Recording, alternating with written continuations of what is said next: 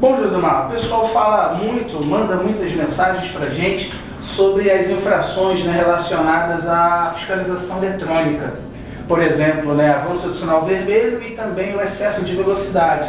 Então, assim, o que você tem para nos falar um pouco disso? O pessoal tem dúvida acerca daquela margem de erro, né, que tem no Pardal, na fiscalização eletrônica, né? Um exemplo, ele passa 65, né, numa fiscalização eletrônica de 60 por hora. É correta a autuação, não é? O pessoal fala um pouco desse outro lado também, do amarelo, que a pessoa passa ali na luz amarela e acredita que vai dar tempo. E no fim acaba não dando e chega lá a autuação. Então são coisas do dia a dia que acabam acontecendo, os nossos colegas motoristas profissionais, os condutores em geral, né, acabam tendo esse problema e aí acaba chegando na autuação. O que você avalia nesse cenário, Josemar? Bom, Gabriel, boa tarde amigo, que você acompanha o trabalho da Condutor Legal, um empreendimento inovador aqui no Rio de Janeiro, que possibilita uma grande ferramenta para o universo do trânsito e os colegas que acompanham o trabalho do Gabriel, assim como nós, há bastante tempo. Bom, relacionado aí às infrações por equipamento de fiscalização eletrônica, né, a fiscalização eletrônica, que até outro dia aí estava contestado pelo presidente que queria suspender a fiscalização. Verdade. A fiscalização eletrônica, ela é um meio de auxiliar o controle de trânsito com vistas à redução de acidentes. Perfeito. O que nós entendemos em alguma parte é que trechos que são sinalizados pela fiscalização eletrônica, eles carecem de um padrão estabelecido lá pelo CONTRAN, quanto à sinalização, a distância correta entre os equipamentos. Perfeito. Para que o condutor ele seja educado na sua forma de dirigir, mas usando aquilo da engenharia de tráfego, que é a via sinalizada adequadamente. Em alguns locais, o que se percebe, que se ouve também em diversas regiões do país, é que alguma sinalização ela é colocada muito próxima ao equipamento, né? E obviamente a resolução 396 de 2011, ela estabelece lá no anexo 1 a distância que tem que ter, a margem de colocação entre os equipamentos, nas vias urbanas e também nas vias rurais. E alguns condutores que deslocam-se por locais que eles não têm o costume, aquela frequência de passar por aquelas vias, eles podem ser surpreendidos e ter que fazer uma redução abrupta da velocidade e às vezes não consegue sair do raio, né, da fiscalização eletrônica e ele acaba sendo enquadrado aí por algum tipo dos 3 fatores de enquadramento, lá no artigo 218, isso tem sido muito comum, essas reclamações. Acaba acontecendo, Josemar, chegou para a gente, né, como você muito bem colocou, da distância dos equipamentos, né, que deve ter uma distância mínima de um para outro, e às vezes acaba acontecendo da pessoa, em menos de um minuto, passar em um instrumento fiscalizador ser autuado.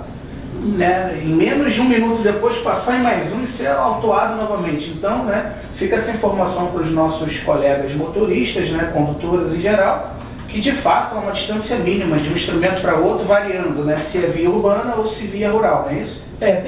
Nós já fizemos contestação sobre esse tipo de tema que o Gabriel aborda, porque na via urbana você percebe que um equipamento tem deslocamento, distância entre o outro de 200 metros.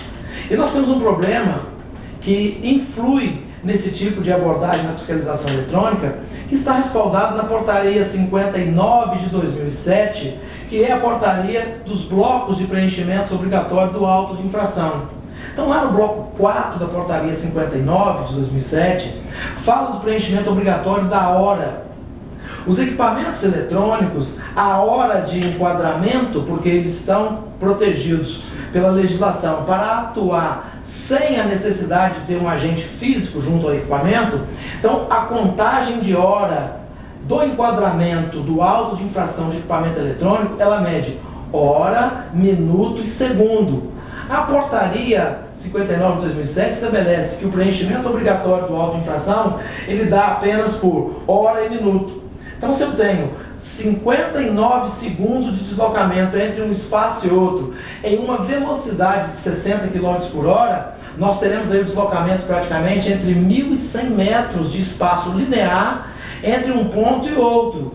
Havendo uma fiscalização eletrônica num espaço menor, dentro desse lapso de deslocamento, obviamente, nós poderemos ter 2 ou mais autuações dentro do mesmo minuto em que a legislação vigente do preenchimento obrigatório do auto de infração versa no seguinte: hora e minuto, mais o equipamento eletrônico ele vai pegar hora, minuto e segundo. Então, esse lapso de segundo aí de 1 a 59 segundos é suficiente para que haja uma duplicidade de objeto de enquadramento ou fiscalização eletrônica.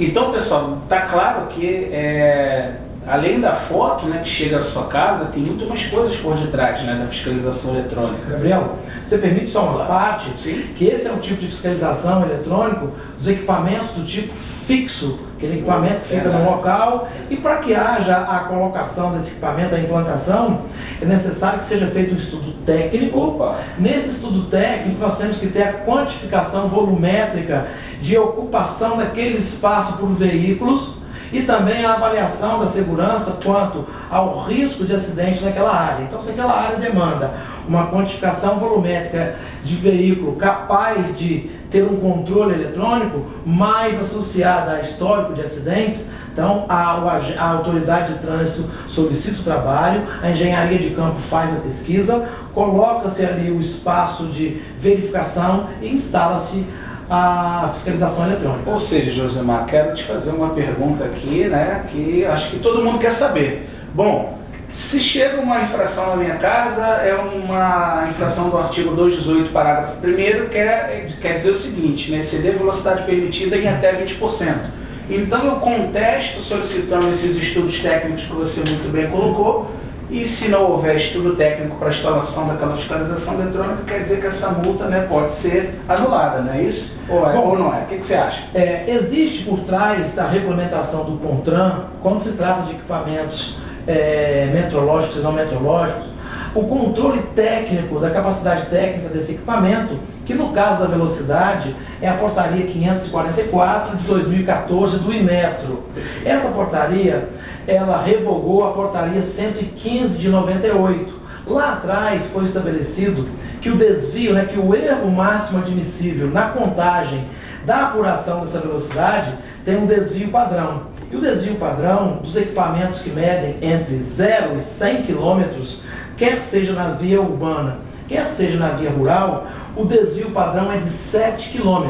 Então, a chamada tolerância, que mormente é falada aí pelos cidadãos, uma conduta do nosso vocabulário do dia a dia, a tolerância nada mais é do que um desvio padrão. Perfeito. Que para a margem de punição tem que haver a velocidade medida, considerar o desvio padrão e na velocidade final, que é chamada de considerada, aí sim, se houver a violação da taxa de 20%, entre 20% a 50% e maior que 50%, os enquadramentos previstos na lei. Interessante demais, Josemar, essa informação, porque, né, fica evidente, então, para o nosso amigo motorista, que se ele, porventura, né, passar numa fiscalização eletrônica de 90 km por hora e ele passar 96, quer dizer que ele está abaixo dessa margem, né, do desvio padrão. Exatamente. Ou seja, pela regra, ele não deve ser autuado. Né? Pela regra, ele passa até 97, é o desvio padrão, Perfeito. que é a velocidade medida. Mediu Perfeito. 97,